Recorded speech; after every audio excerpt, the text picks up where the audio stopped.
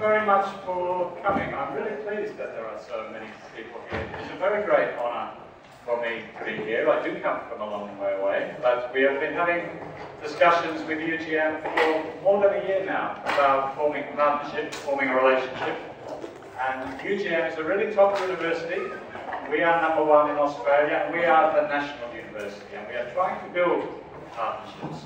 And I'll say a bit more about that at the end of my talk. And at the end, I'll talk to you a little bit about my university and tell you a little bit about what we are trying to do. But the main part of my talk today is about infectious disease. It's about microorganisms. It's about developing drugs against microorganisms, and a little bit about drug resistance as well. So just by way of introduction, the world is full of microorganisms, some of which, if they get inside our body, can cause disease. And you know there are viruses, for example, the influenza virus, the HIV virus, that can potentially cause huge damage to people. There are bacteria, things like the TB bacterium, things like golden staph, which are a significant cause of infectious disease. There are various fungi, which, if they get inside the body, can cause significant disease. And there are various parasites. There's a host of worms, and my particular interest, protozoa, which are single-cell parasites that include things like the malaria parasite, the plasmodium parasites, that cause very significant disease in human populations, typically in the tropical world. Now, medicine has developed a number of different approaches for treating infectious disease. And for some of these diseases, we have a vaccine. Not many, but for some, we have a vaccine. And vaccines have been a huge success in terms of population health. So, for example, I'm old enough, most of you are not old enough, to have had a smallpox vaccination when I was young. I still have a scar on my arm. A vaccination is something that will educate your immune system to recognise an invading organism. So, should I ever have a smallpox virus, my immune system should be able to recognise it and to destroy it. It won't see a smallpox virus because smallpox is the one infectious disease which we have eradicated. There is no more smallpox out in the population, and as a result, I suspect you have not had a smallpox vaccination because you don't need it. Polio is perhaps the next infectious disease that we may be successful in eradicating. There are very, very few cases of polio now in the world. Again, it's a disease caused by a virus. We have a vaccination, and most of the world is vaccinated, and we are on the cusp of being able to eliminate polio. But for many, many diseases, we don't have a vaccination. We don't have something that we can give ourselves to educate our immune system. And the one particular case I'm interested in is the malaria parasite. We still don't have, we have been trying for many, many decades to develop a vaccine against malaria, but we still don't have one that works reliably, that is good enough for us to be able to use in quantity. But that's okay, because for many of these diseases, although we don't have a vaccination, we have drugs. And drugs work completely differently. A vaccination is something that will educate your immune system so that your immune system can attack the particular infectious organism, the virus or the bacterium. A drug is something that directly attacks the organism, that somehow interferes with the processes that that organism needs, that bacterium or that protozoan, that parasite, directly interferes with the biochemistry of that parasite or with some other aspect of process that that organism needs to survive inside the body. So vaccines educate the immune system, drugs attack the invading organism directly. And we have lots of drugs. We have antibiotics against bacteria. So if we get a bacterial disease, in most cases, we can treat that because we have drugs that will destroy the bacteria. And we have very good anti-malaria drugs, molecules, chemicals that actively attack the malaria parasite and stop it from replicating inside the human host. I'm going to talk a little bit first about antibiotics, drugs that attack bacteria. And I want to go right back to where antibiotics came from. Now, this is a photograph of the first page of a paper published in 1929 by Alexander Fleming. Have you heard of Alexander Fleming? Yes. So Fleming, he was from Scotland, he was working in England, he was a microbiologist, and he was growing bacteria on plates. Now this is a plate, it's got agar on it, and each of these spots is a colony of bacteria. And one day, on a Friday, he left this plate out, and this is the original plate, he left it out on the laboratory bench, and he went away for the weekend. And then he came back, and on Monday morning he saw all of these bacterial colonies. So each of these colonies is where there was a bacterium, and then it replicated and replicated and replicated over the weekend to form a spot with millions and millions of bacteria. But what he also noticed was this. There was a great big spot over here, and that was mold. That was mold, that sort of fungal cell that had replicated. And this is the key observation. If you look around the mold, if you look in this area around here, there's no bacteria. So the mold had grown over the weekend, and the mold was secreting, putting out into the plate some chemical that was killing all of the bacteria. And it's not until you get over here where the bacteria are far enough away that they were able to grow. So Alexander Fleming saw that on a Monday morning, and he knew that this mold was able to produce some molecule that was effective at killing, at destroying bacteria. And that molecule we now know is penicillin. Penicillin was the first antibiotic. It was identified as a natural product, a molecule that is secreted by a particular mold or fungus to kill other organisms around it. Now, that was Alexander Fleming's observation. It fell to the team at the University of Oxford to actually take that discovery, to isolate the molecule, penicillin, and then develop methods for producing the penicillin in large quantities so that it could be used as medicine, so that it could be given to people. And these are the three people who won the Nobel Prize for the discovery and the development of penicillin. It was Alexander Fleming, and it was two people working in Oxford. It was Howard Florey, and it was Ernst Chain. And Howard Florey was Australian. He came from Adelaide, he was working in Oxford, and many people, like me, think that Howard Florey is the greatest ever Australian, because he has saved more lives through this development of penicillin than most other people in the world, and certainly more than any other Australian.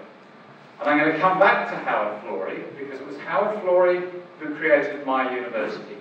So back in the 1940s, he was working in Oxford, and he thought that Australia needed a national university. That was Howard Florey who set up the university and became the first chancellor. But I will come back to that later. At this point, these are the three people who won the Nobel Prize for the discovery of penicillin. And this was in it was being developed in the 1930s and 1940s. It played a critical role in the latter part of the Second World War, when soldiers were getting injured and they were getting bacterial infections of their injury. Here's a poster from the Second World War. Thanks to penicillin, he will come home. Here's a soldier who's been injured, who's been given some penicillin to prevent bacterial infection. And meanwhile, back on the streets of New York, it was being used for other things. Penicillin cures gonorrhea in 4 hours. So it was being used for all sorts of bacterial infections, diseases that until the 1940s had been responsible for a lot of death in the community. But with the discovery of penicillin and then more antibiotics, it became possible to treat bacterial disease.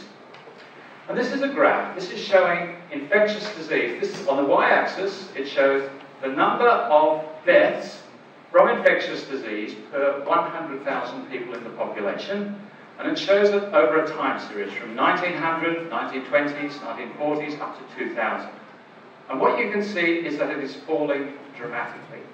Infectious disease in the United States used to be a major cause of death, but with various developments, various public health initiatives, the rate of death from infectious disease decreased. There were a few spikes. This, for example, is the 1918 influenza epidemic, which killed lots of people in the United States and elsewhere. But you can see progressively over these decades, the proportion, the number of people dying from infectious disease was dropping off very fast. 1940s, penicillin was introduced. As soon as we had antibiotics, it dropped off even further. You can see here, this is a vaccine for polio being introduced. You get to the point now where infectious disease isn't a major cause of death in the United States, and through much of the developed world at least, whereas it used to be a very major cause of death. Medicine has been very effective at countering and combating infectious disease with things like vaccines, with things like antibiotics and various public health initiatives. But when Alexander Fleming stood up in Sweden to receive his Nobel Prize in 1945 with Florey and with Chang, he gave a speech. And this is what he said in his speech. "The time may come when penicillin can be bought by anyone in the shops. There is the danger that the ignorant man or woman may easily underdose himself and by exposing his microbes to non-lethal quantities of the drug, make them resistant." So he said this in 1945. He had a drug that would kill bacteria, but he knew bacteria well enough to know that if you take that bacteria and you expose them to drug, but not quite enough to kill them, they will develop mechanisms for becoming resistant to that drug. And then the drug will not work anymore.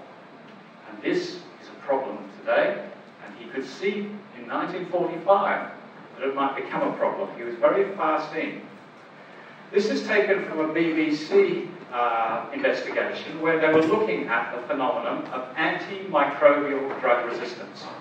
And each of these circles represents a particular cause of death currently, at the present time. So you can see cancer kills more people today than most other things. You can see tetanus, cholera, measles, infectious diseases kill very few people compared to things like cancer, traffic accidents, diarrhea diseases, diabetes.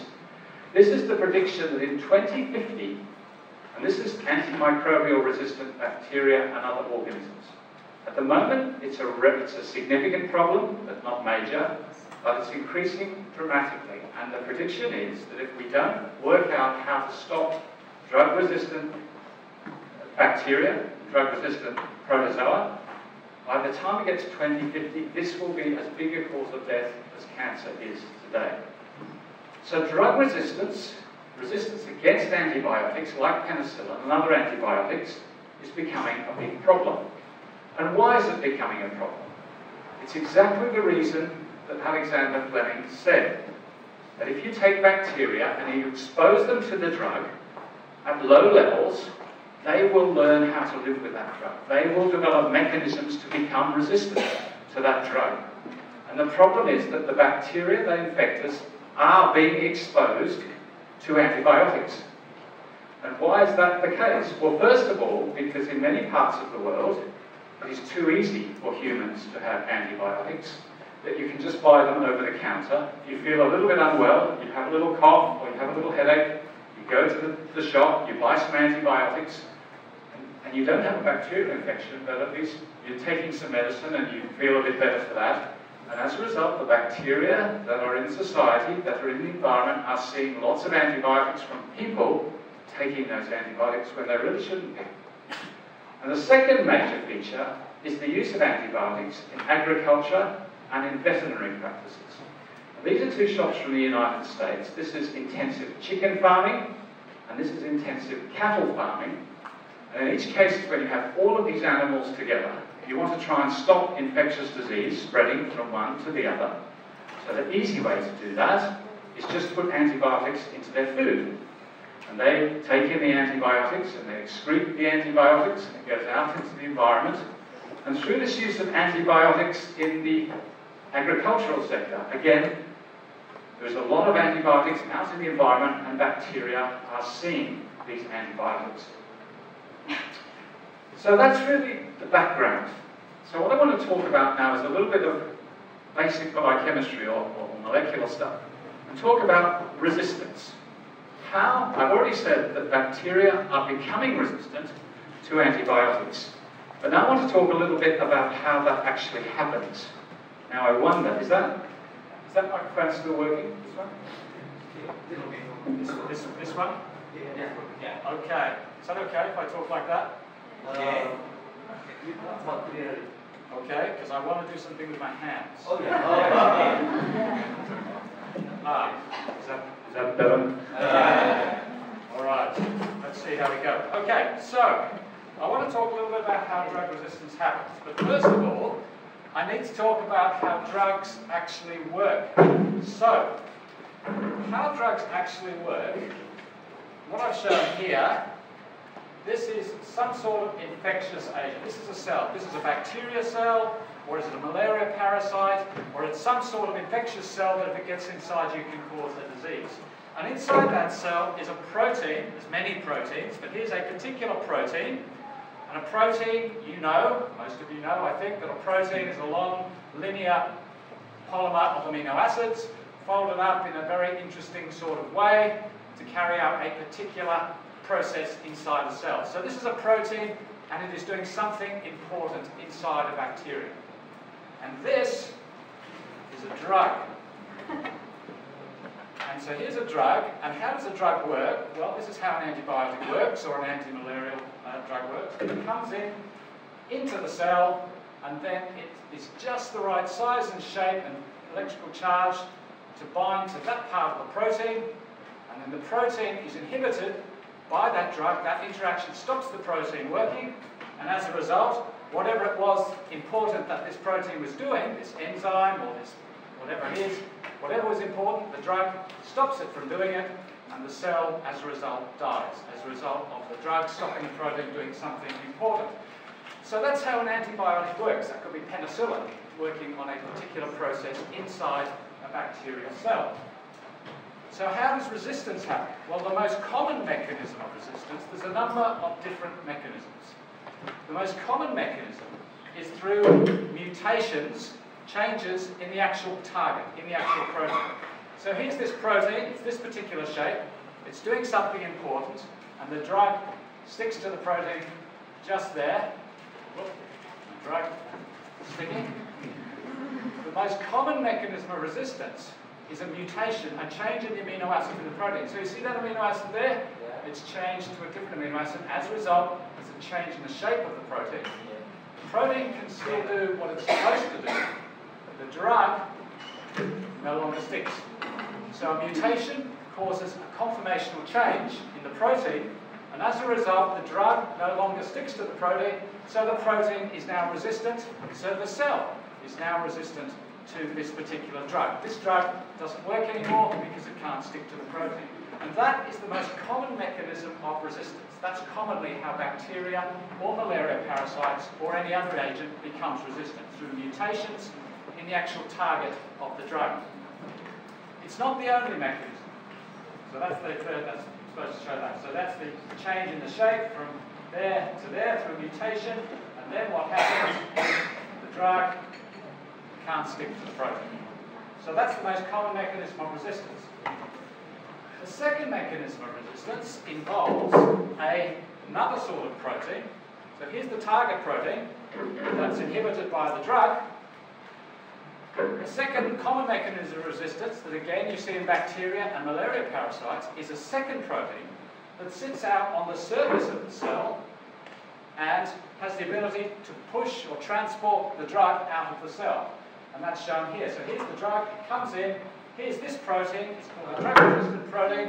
The drug comes in, but rather than binding to this protein, it gets pushed out of the cell through this particular protein on the surface. So that's another very common mechanism. You see bacteria with these pumps on the surface, pumping out the drugs so that the protein inside the cell isn't exposed to the drug, so the drug no longer works. And there are bacteria for which that is true. There are malaria parasites for which that is true. And that is also a common mechanism in cancer. So drug resistance in cancer is also a significant problem, and it's often because the cancer cell has a pump on the surface that pumps out the anti-cancer drug. So that's the second mechanism. The third mechanism involves, it involves a different sort of protein being expressed inside the cell.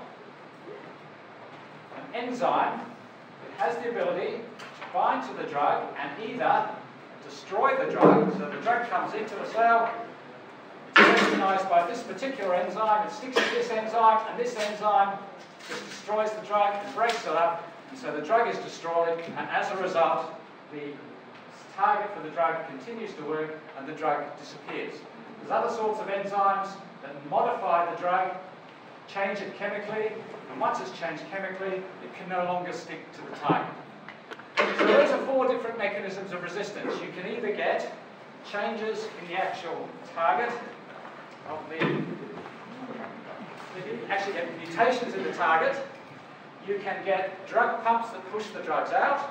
You can get enzymes that destroy the drug, or you can then get enzymes that change the drug so that it no longer recognizes and binds to the target. And all of those are common mechanisms of resistance, and all of those are responsible for this phenomenon of antibiotic resistance.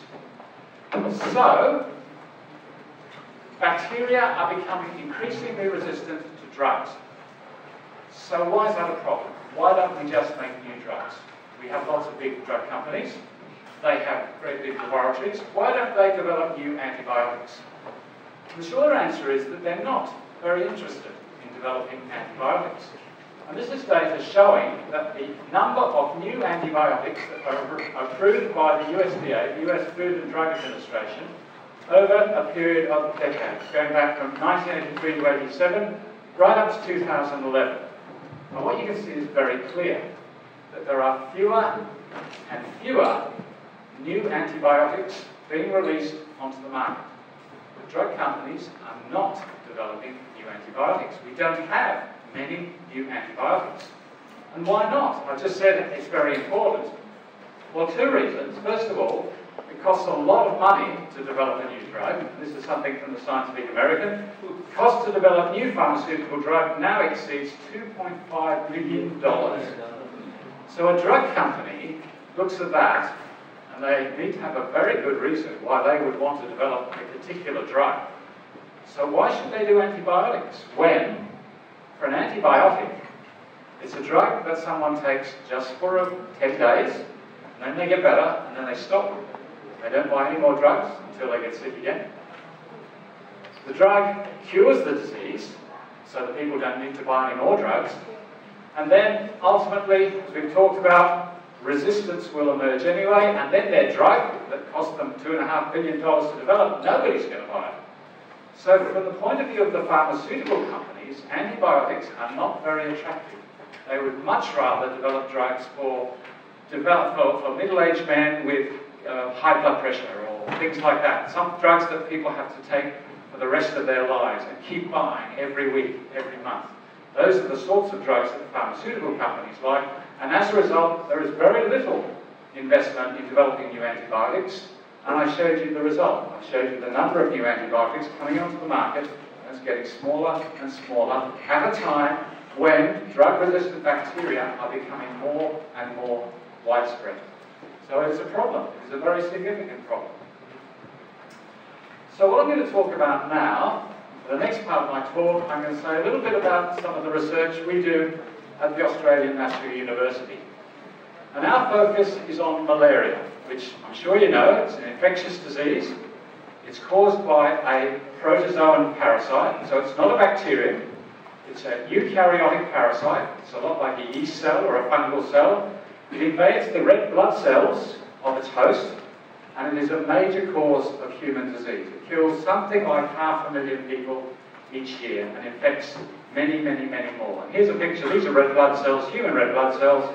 This one has malaria parasites inside, and this one, the parasites that just burst the cell and come out. But it's a major cause of death in the world today.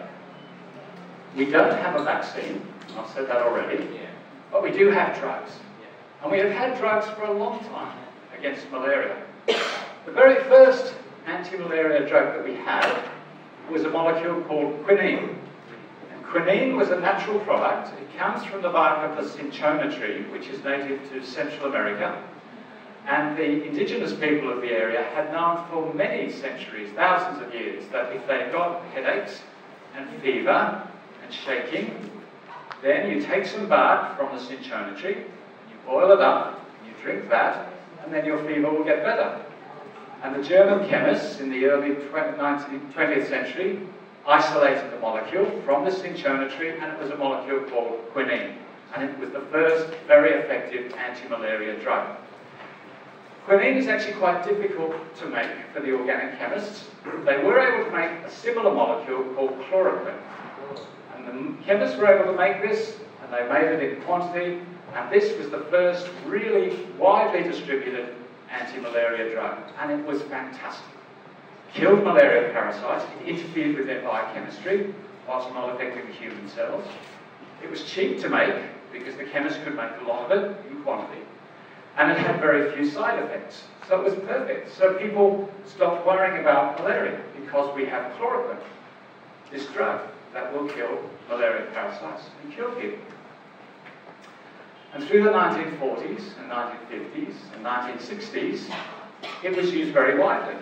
People stopped worrying about malaria. But then, in about 1960, in two parts of the world, on the Thai-Burmese border, just here, and in Central America, there began to be reports that the chloroquine was not working anymore. That patients who were given chloroquine were not getting better. That the malaria parasites had become resistant. Two places, here and here, they had become resistant to chloroquine.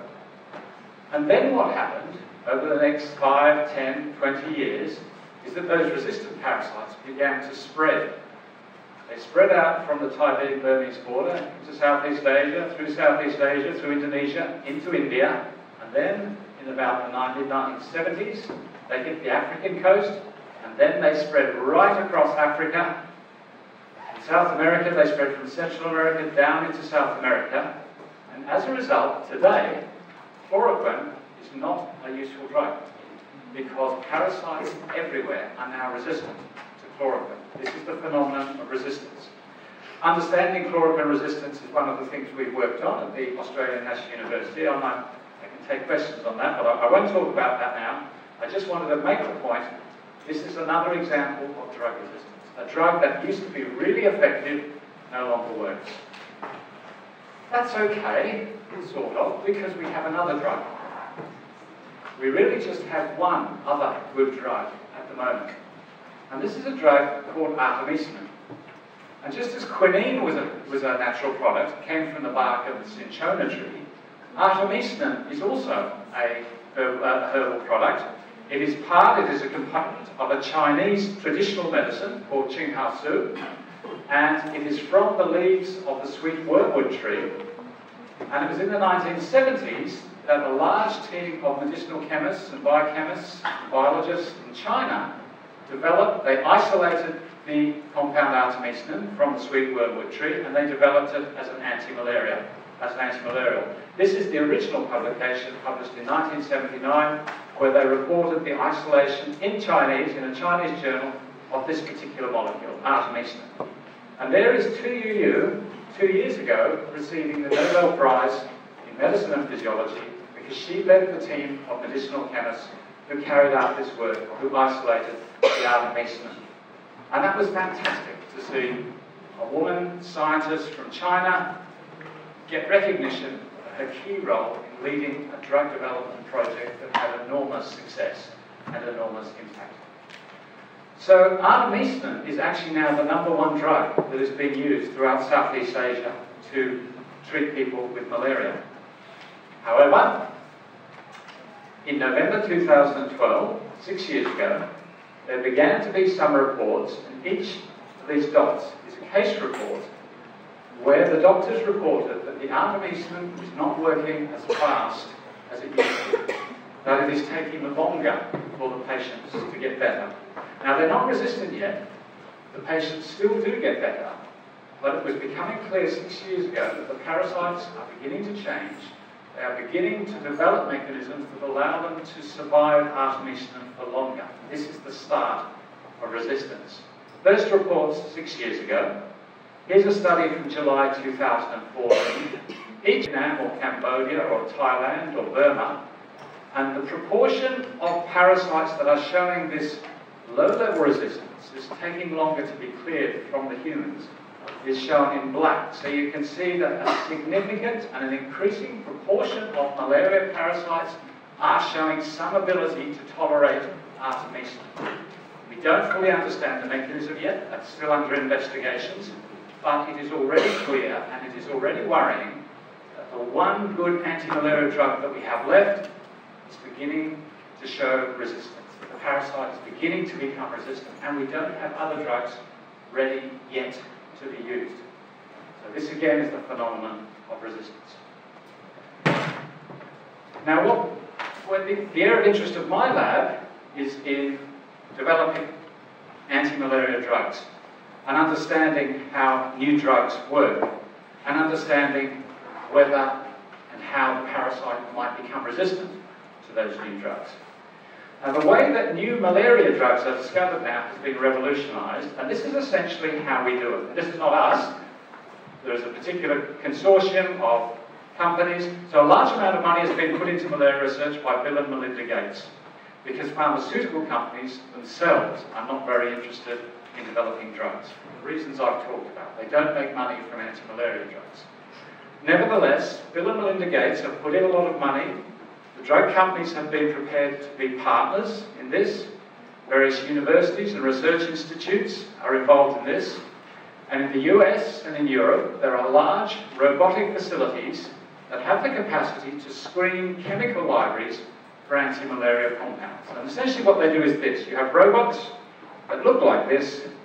They're growing malaria parasites in the laboratory, in plates, and they have chemical libraries with hundreds and thousands of molecules, and the robots take each molecule one at a time and test whether that molecule kills malaria parasites. And doing that approach, these sorts of approaches have now screened, I think, something like 4 or 5 million compounds, and they have identified molecules that kill malaria parasites. So from this sort of screen, these robots will identify compounds, chemicals that kill parasites. They don't tell you whether they kill human cells, they don't tell you how they kill parasites, how they actually work. But nevertheless, they give you a good lead. This is a molecule that can kill parasites, and it may be worth exploring further as an anti-malarial drug. And from one of the very first screens, a group of compounds was isolated. So there was an initial screen, a library of 12,000 compounds was screened, and the robots identified a small group of molecules, which were called the spiroindolenes. And one of these spiroindolenes, a molecule called KAE609, identified by robots, was very effective at killing parasites. It went into trials, first of all in the laboratory, then in animals. It was shown to be very effective. With a single dose, could get rid of most of the malaria parasites. And this is now in advanced clinical trials. And this is a paper from 2014. This was the first clinical trial of this drug. And this particular molecule, at this particular dose, cleared parasitemia rapidly in adults with uncomplicated Plasmodium vivax or Plasmodium falciparum malaria. So this is a new drug. It's identified in a robotic screen. It is now in late-stage clinical trials. And all going well, it should be out on the market soon as a way of treating malaria parasites. So it comes from these robotic screens.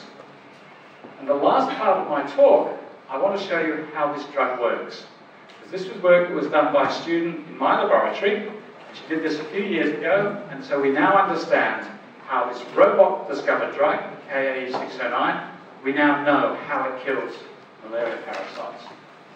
And this work comes from the PhD project of a student called Natalie Spillman, who works in my lab. Now, before I tell you how the drug works, just some very basic chemistry, and it's around salt.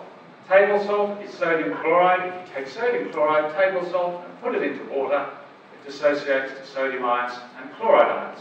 And you and I are full of sodium ions and chloride ions. And it's a large part of our total ionic composition, and they play critical roles. It's how our nervous system works. It's how sodium plays all sorts of critical roles.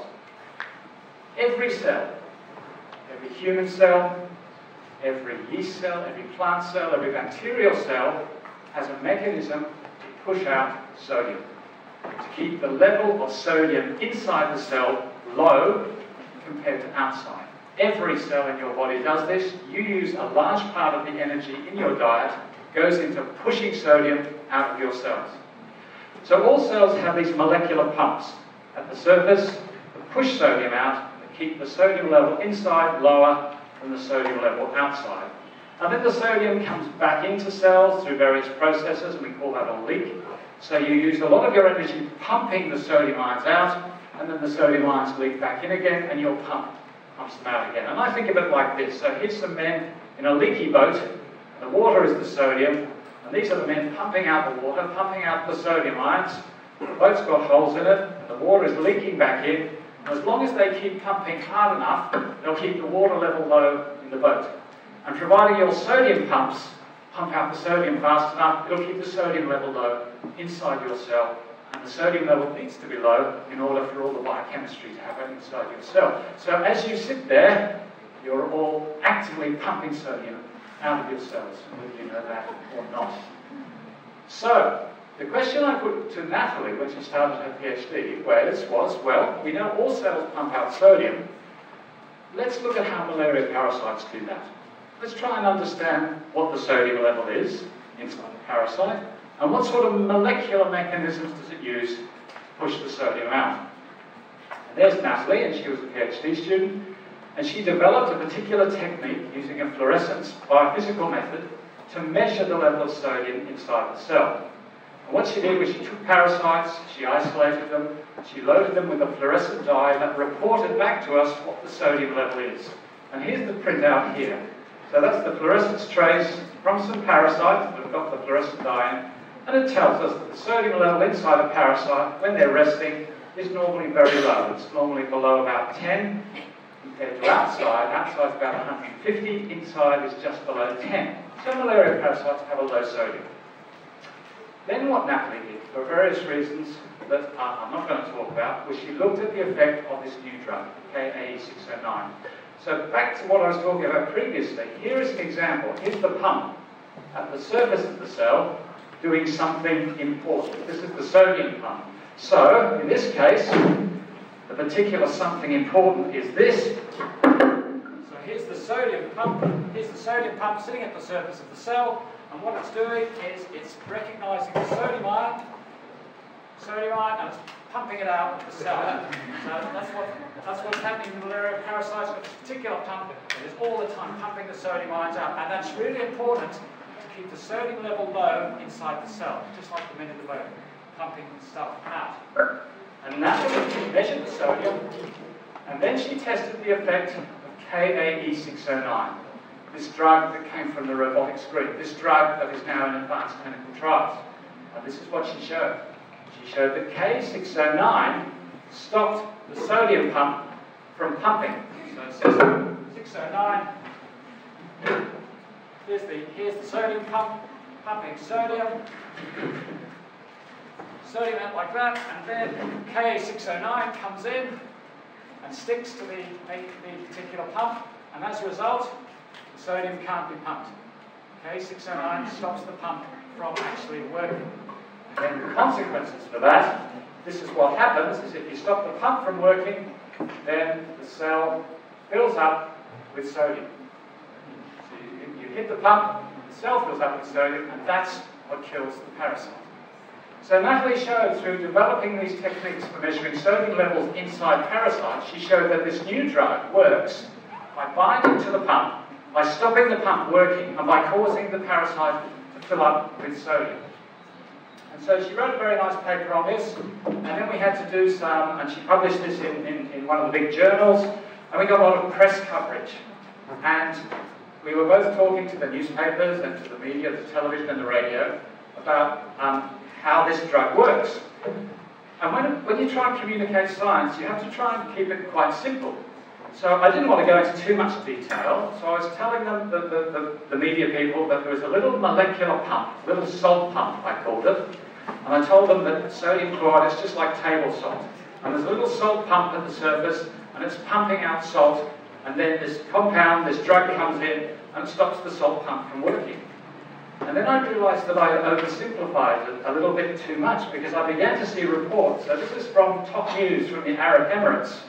And it says, salt overdose enough to kill malaria, claimed study. And it said in this article, a study carried out by researchers at Australian National University have discovered that the deadly malaria parasite can be defeated with the use of salt alone. And they began asking me, do you mean we don't have to take our anti-malaria drugs? We just use a little bit of salt and that will kill the parasites? And I said, no, it's different from that. The drug is sticking to the pump, but the pump is not working. You can't stop taking your drugs. So that made me realise that when you try and communicate clearly, sometimes you can go too simple. And I just hope nobody did that. But anyway, we shall see. So that was a few years ago now. And let me show you some very recent work. So this was done by a student, James Rosling, and Adele is now a senior colleague. And so what we did in this experiment is we took malaria parasites and we grew them in the laboratory. And this is where we started. This is this drug, 609. This is the concentration of the drug increasing, and this is how well the parasites are growing. So if you have very, very low levels of drug, the parasites grow, and then as you increase the concentration of drug, just to 1 nanomolar, very potent, you can kill all the parasites. So that's 0% growth there. We took the parasites, and we grew them for 3 months. Well, first of all, we gave them just a little bit of drug, not enough to kill them. Then we started increasing the drug, slowly increasing the level of the drug, all the time seeing that they were able to grow, sometimes a little bit slowly, but they were still growing. And the drug concentration we grew over months got higher, higher, and higher. Until 3 months after we started, we had malaria parasites that were totally resistant or highly resistant to the drug. These are our new parasites. So if you grow parasites for 3 months with the drug, and this is doing just what Alexander Fleming talked about, you have exposed the parasites to low levels of drug over a period of time, and the parasite was developing slowly these resistance mechanisms.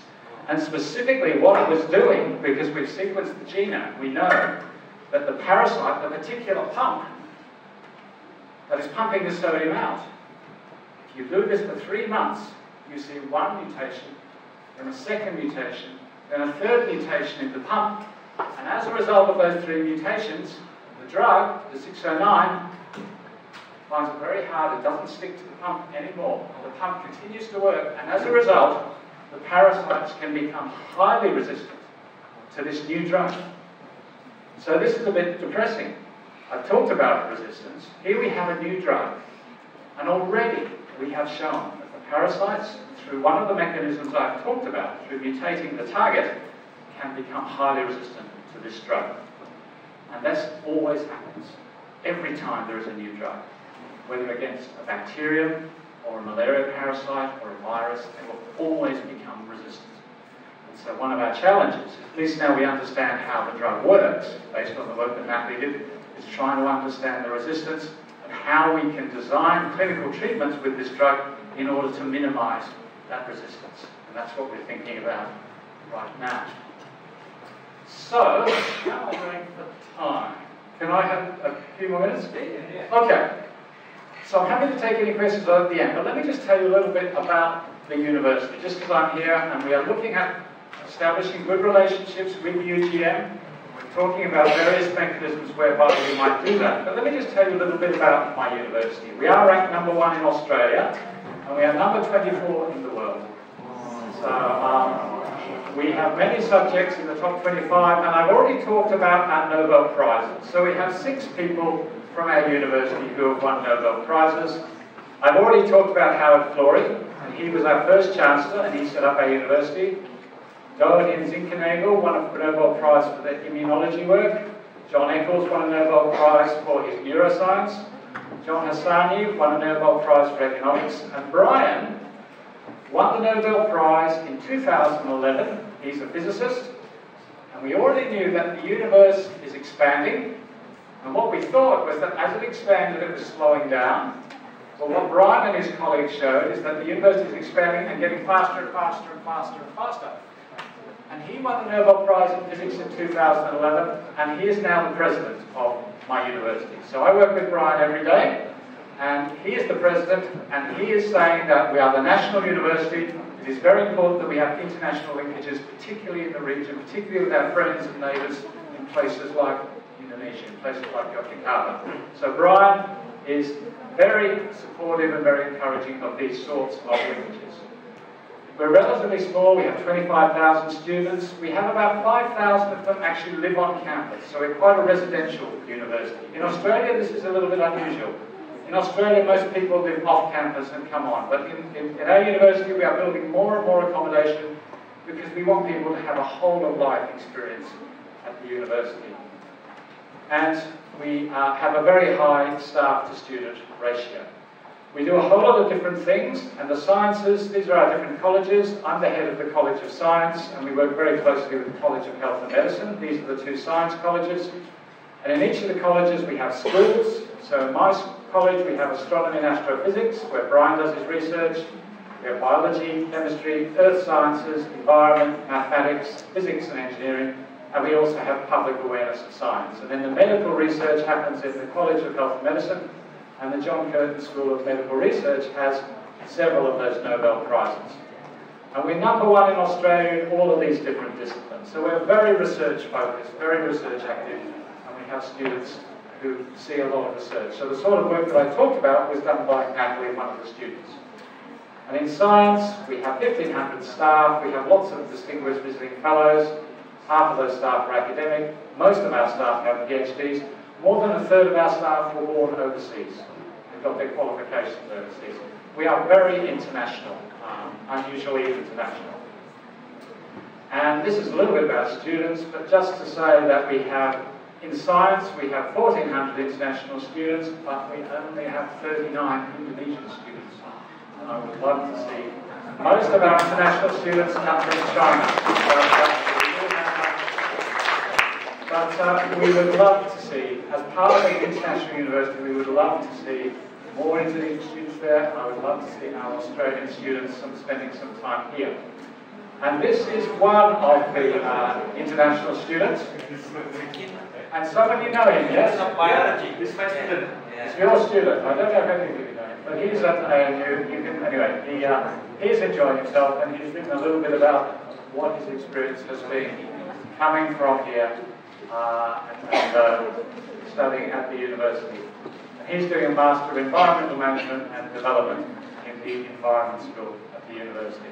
So he's one of our 39 Indonesian students. I would love to see people like him coming across more. That's just information. Just a little bit about Canberra. Canberra is a very beautiful place. It's the capital. The campus is very large and green. It's just on the shores of the lake. And you can see Canberra is allegedly the third best city in the world to live in. It's very much a university town. Quarter of the whole population of the city are students. It's a lot of cafes, restaurants, a lot of outdoor activities. This is just shops. This is just near the university. This is what Canberra looks like. Lots of cafes and restaurants. And I said accommodation. It's unusual that many of our students live on campus. We are building more and more student accommodation. 15 residential halls and increasing. And for first-year students, we guarantee them accommodation on campus. So that is all I wanted to say. Terima kasih, and I'm very happy to take questions.